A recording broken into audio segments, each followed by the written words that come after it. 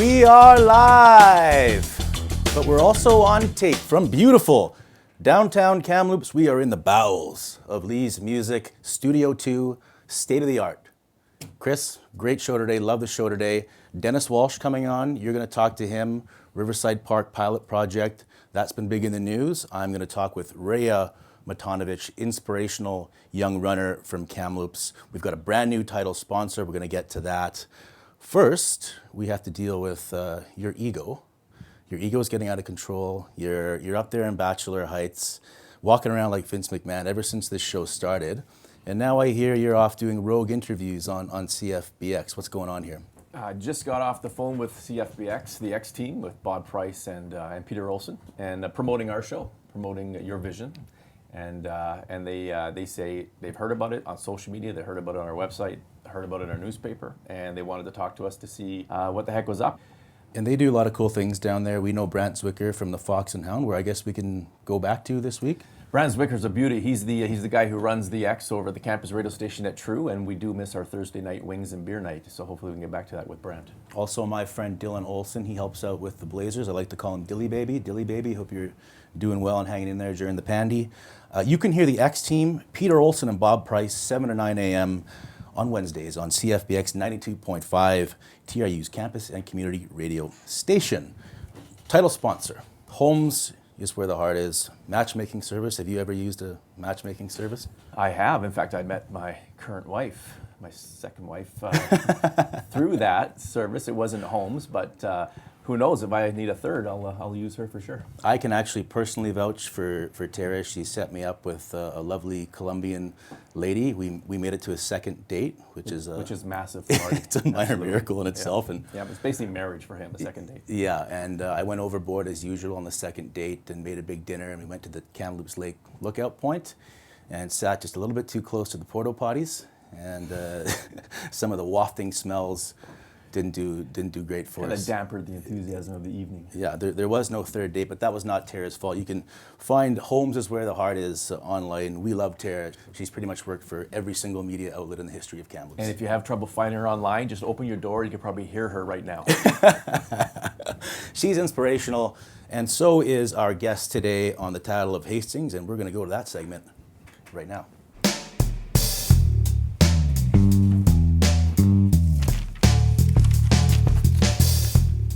Super excited to let people see this interview that I did with Raiya Matonovich. She's got a sister named Jace who is a standout basketball player, but we're focusing on Raiya today because she's posting some world-class times in middle distance running. She runs for the Kamloops Track and Field Club. You read the story. What's your first impression on her? Read the story and the interview.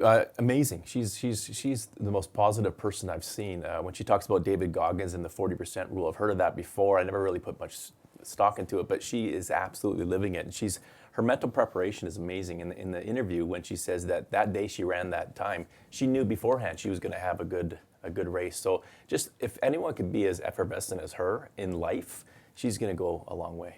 So she's posted the fastest 800-meter time this year of any girl her age in North America, and the second fastest in the world, the time of 2:10.78.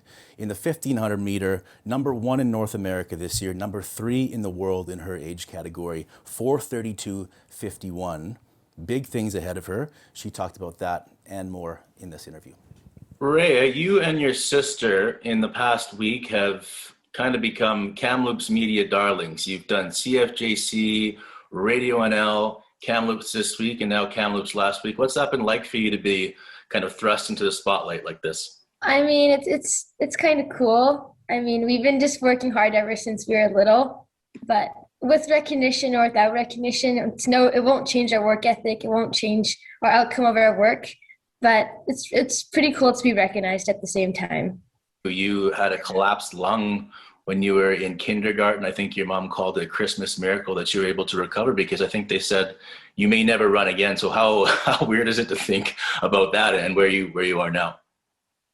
Well, I mean, my parents never told me that the doctors said that, but I don't know. I kind of want to go up to the doctors and say, look at me now. But your mom actually had a pretty funny quote. She said, "Jace was such a great child this is easy. I could do this again. And then Raiya came along and I was like, whoa, we're stopping right there. Now she's obviously joking, but what do you think she meant by that? I'm definitely more of the outgoing child for sure. I'm like the one where my parents say, okay, you have to eat dinner before you have dessert. And I would be the one that would literally fight my parents to get the cookie before dinner. My sister would be like, okay, I'd eat dinner. She'd go the easy way, but I'd for sure be the one that fights back a lot more. And I feel like that's just my personality in sports and in school. And that's just how I get through my daily life. So Anyone with a sibling knows that every once in a while there's going to be some heat in the battle and you get at each other a little bit. Can you think of a time where you got at each other, then you hugged it out when the battle was over? sometimes we want to play 1v1 against each other in Yeah. basketball, Yeah. or because she's really good at sprinting, or we want to do sprints, like we would race each other. But if it was so close, like on the line, like that much, we would argue about it for like a whole week. But then it's like, okay, let's do a rematch. Like that's what we do. So definitely there's some heat, but I feel like we get mad at each other. But then when we get mad at each other, we want to go race each other again. And then that's when we start getting our competitive spirit hyped. And like we find joy in that a lot easier. We're just both really competitive people. Both your mom and dad are and were athletes as well. Who's a better athlete, do you think, your mom or dad? Ooh, that's a close one. I mean, my dad played soccer at a level, but my mom also played soccer. Um, and my mom was really good at basketball, so I'll give basketball to my mom. I'll give running to my mom too, but I'll probably give soccer to my dad. But my mom was a really good striker too, so I guess my mom has 2-1 for my dad. So I guess my mom wins. So I think your dad's probably going to make you mow the lawn later. You did okay. I thought you handled the PR there pretty good. Yeah, how are your grades? I hear you're a high achiever as well at school. What are your grades like at Sahali? yeah, so I strive for I don't just strive for A, I usually strive for like a high A. And I guess my competitive spirit also goes up there. Like again, with me and my sister, since she's in grade 10, she had classes like math and science, and she'd be like, okay, I got like a 99, 100%. And I'm like, okay, I'm gonna get 101%. Like we're still competitive with our grades too. So I guess like, yeah, my grades, I try to strive for like a high A. That's what I try to do. So are you also like a concert pianist? Do you play the violin? Do you have plans for world peace? Like, is there anything you're not doing right now at the age of almost 14? Well, I mean, me and my sister both strive for gender equality with equal women's and men's rights, because I feel like that's something that needs to be worked on now. So I guess that's another one of my passions too. Good for you. Yeah, your mom also told me that you lost 2 grandmothers in the last few years. How did that affect you and how did it affect the family? Yeah, I mean, they did. Both of them played a really big role in our lives. I used to see my mom's mom, my grandma, every day when I was little. Like she, after school, she'd have these like little, like I guess, kitties waiting for us. So, and then my other grandma, my dad's mom, she was like one of the kindest people I've like ever met.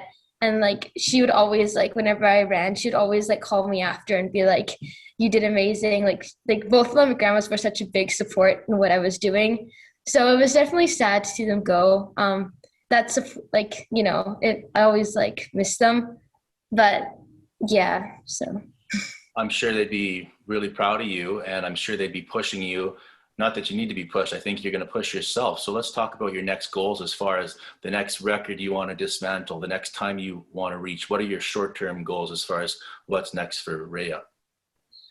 next time, I think next weekend we have a 1500 meter. So I'll try to get under 4 minutes and 30 seconds. And then for the 800 meter, I'll try to go under 2:10. So, and then hopefully get the #1 time in the world by the end of this year. Oh yeah, casually ho-hum, just be #1 in the world. I think it's Melindy Elmore of Kelowna who you're closing on her record, and she was older than you when she set that record. So you have a really good shot at beating that record. And she went on to the Olympics. She's a crazy good marathon, well, the record holder for females in marathon in Canada. So is that something also as far as national team and Olympics and world championships that you also think about? Yeah, for sure. That's one of my ultimate goals. I like for me right now, I don't have any limits for myself. The sky's the limit. So I definitely like that's like Olympics and the highest level I can take with running. That's what I want to go to for sure. Okay, Raiya. Well, you have star power, youthful exuberance. You motivated me to get to the Planet Fitness this morning. So thank you for that. And thanks for your time today. Okay, thank you.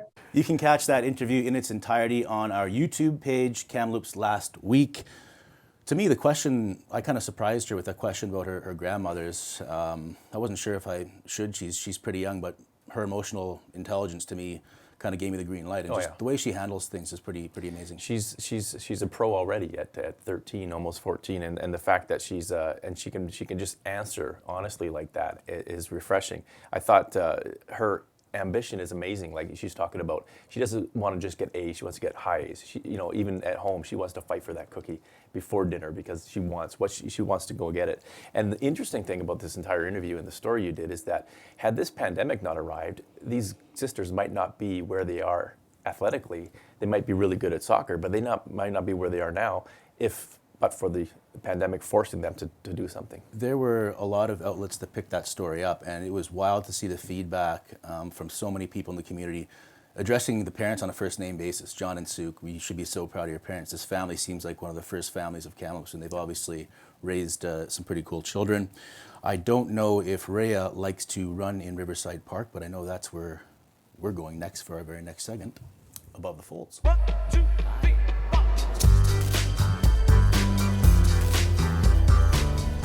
The hot issue of the week has been a pilot project approved by City Council to have some kind of commercial rentals in Riverside Park this summer, run by Tourism Kamloops. And a lot of the people who want Riverside Park to remain more passive than active park are quite upset about it because they think it's the thin edge of the wedge. It'll lead to more commercialization of the park. What they're planning is Tourism Kamloops is planning on getting some local companies to use the old concession building there, which is going to be demolished later this year, I think, to have rentals, kayak rentals, paddleboard rentals, and to have more food trucks in that area so that it's a more vibrant and active park. Those against it say it goes against the downtown plan. The downtown plan is a 2019 document that was approved by council, and even though the park is described as active and passive, you'll see Rib Fest there, pickleball courts, tennis courts, there's Canada Day festivals. It's also a passive park in which people can go and read a book under a tree. But the downtown plan specifically says that the city should support tourism-oriented businesses and services and encourage restaurants and cafes and retail outside of the park. That's what the plan says. So the people opposed to this idea, this pilot project, are afraid that it's going to, have further encroachment of commercial activity in the park, and it goes against the plan. I don't necessarily see it as that big of a deal because it is a pilot project, and if it goes sideways and it's a nightmare, then they say it didn't work and we'll go back to square one. And I don't think there's anything wrong with having some local businesses not competing with other businesses downtown, able to sort of just extend their reach and have these rentals in the park. You see it at Stanley Park, you see it at Burnaby Central Park.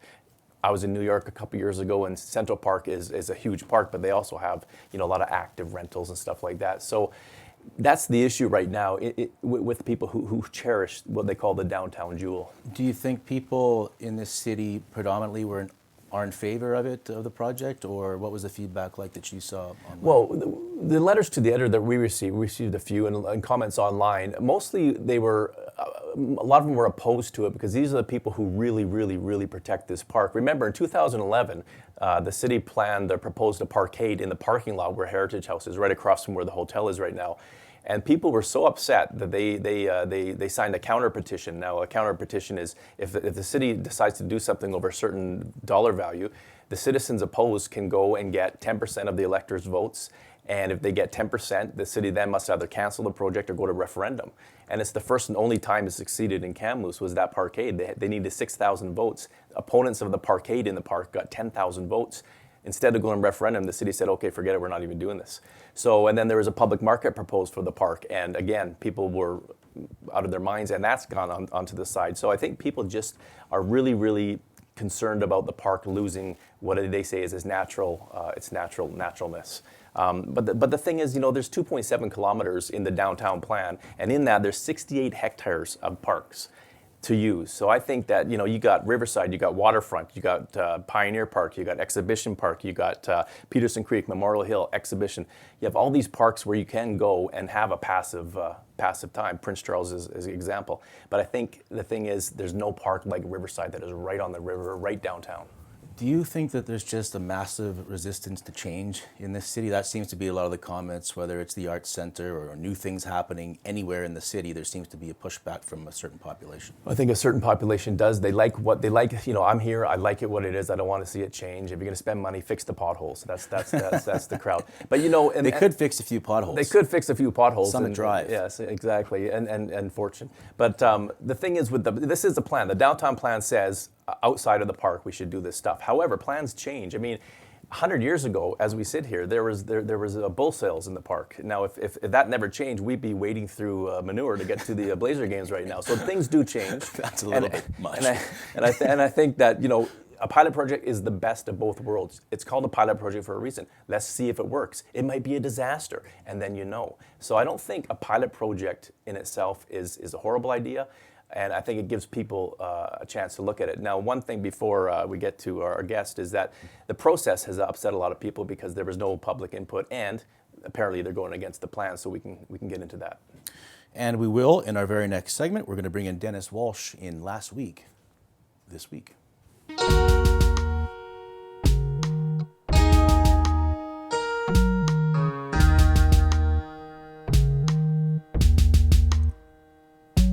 We're talking about the Riverside Park commercialization project, or the pilot project that has some commercialization coming in there. And as you mentioned in the story in Kamloops This Week and talking to us and other media, you and Arjun Singh voted against this pilot project. But as you pointed out, the process is what really kind of got you miffed. Yes, yeah. It's not so much about the project itself. It's a pilot project. I agree. And we have to move on now because the majority of council accepted it. But it's the process that concerns me is how we got to this decision with such an incomplete report.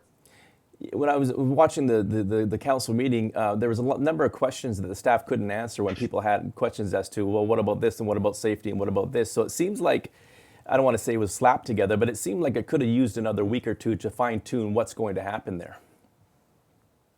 Yes, it could have definitely. And I did make a motion to defer it to June 15th, which I believe is the next meeting after the one next week.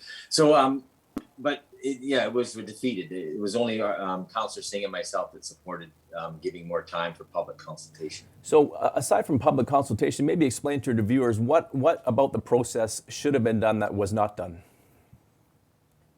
Well, I think they should have informed the public. That's the big thing on it. I mean, there was very little detail. There wasn't even the Tourism Kamloops didn't present a plan of what they wanted to do. To me, like, council meetings aren't the place to create a proposal that but rather a place to debate the merits of a well-formulated proposal. And this was not one of those, in my opinion, because there were so many questions that were unanswered. What are some of the questions that you wanted answered that weren't answered? Well, exactly what is going to be in the park, right? Like, I think that during the council meeting, it was decided that there will not be motorized watercrafts, right? Which was a good, that seems to be agreed upon, whether that's with Tourism Kamloops or not. And, whether the problem is it's the wrong place for that type of, like, whether it's kayaks or paddleboards, etc. To launch into a Riverside Park, I mean, you're going to end up in a really rough current, North Shore River, the North Thompson meets and they merge. The currents are great. So there's a lot of safety risks involved too. So I don't think to me, Pioneer Park would have been the ideal spot. It would have been less controversy. To me, that's where the people are that would use these types of equipment. And it's safer. So, so that was safety is a big concern. City liability is a big concern. Because of the type of craft that we'd be putting in at that point, that kind of, and then, the footprint seemed to be just where the concession stand is, which is, I'm okay. I actually think that it would have been better just for the Tourism Kamloops to have a an information booth set up in Riverside Park would have been perfect. Like just to tell visitors, what other things there are to do in Kamloops, right? So from that point, the biggest faux pas to me was the fact that there was no public consultation. Like I wasn't aware of it until I read the agenda, and the public was totally in the dark. And it's a well-known controversial issue that's divided the community in the past. So I think there should have been more respect for the public to become engaged and do some, at least proper consultation. What about the space itself? Do you think it's tired? Michael Riley said it's tired. It could use some livening up. Do you think Riverside Park could use some sprucing up? I don't think the park is tired at all. I mean, it's very busy. For the people that it serves, the local residents, I think it's got all kinds of I bring my grandkids down there. They have a great time in the water park and the swings and everything like that. So, and then when COVID's not around, the music in the park is great.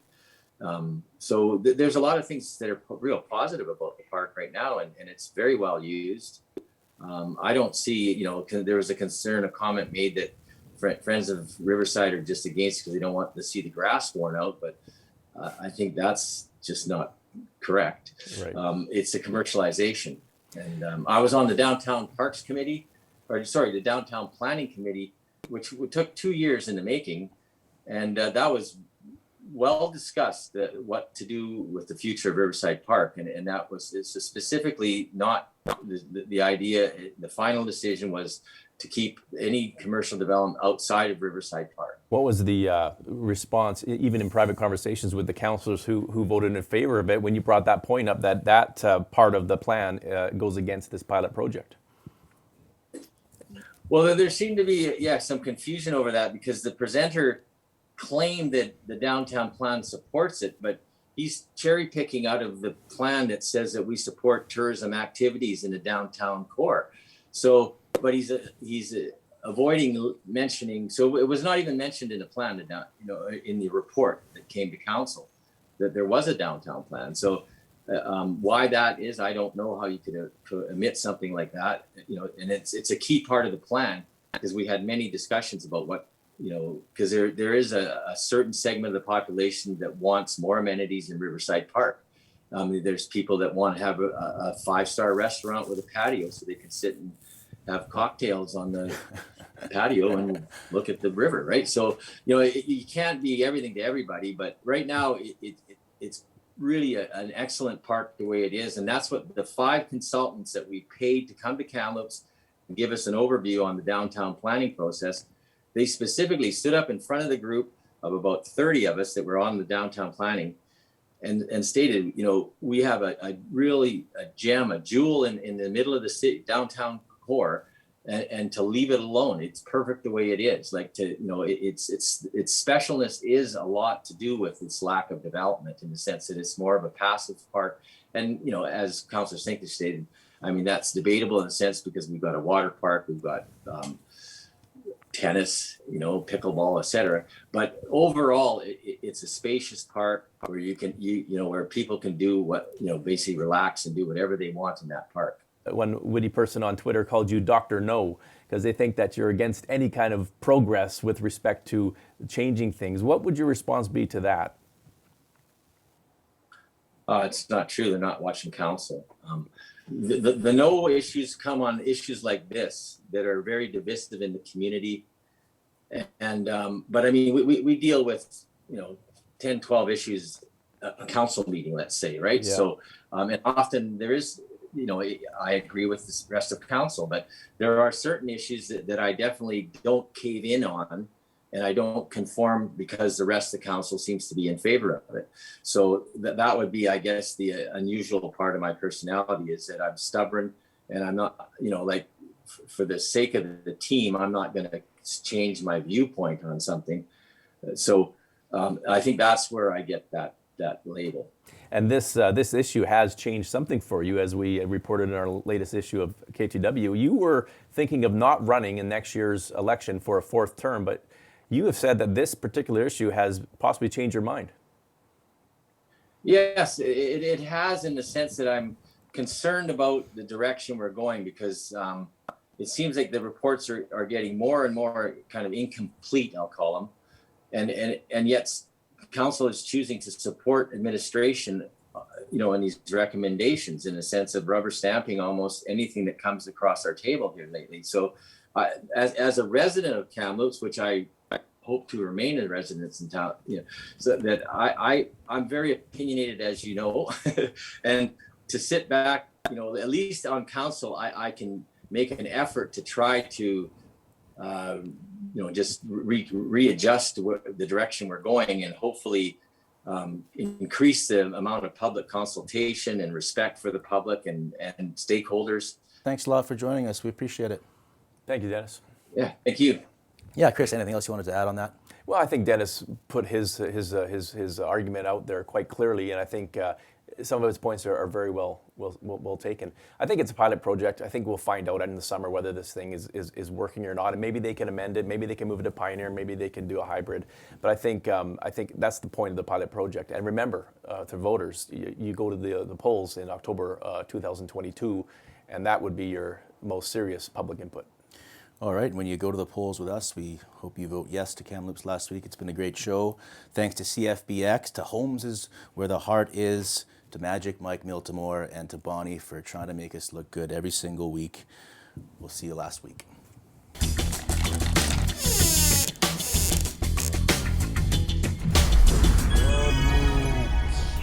Last week.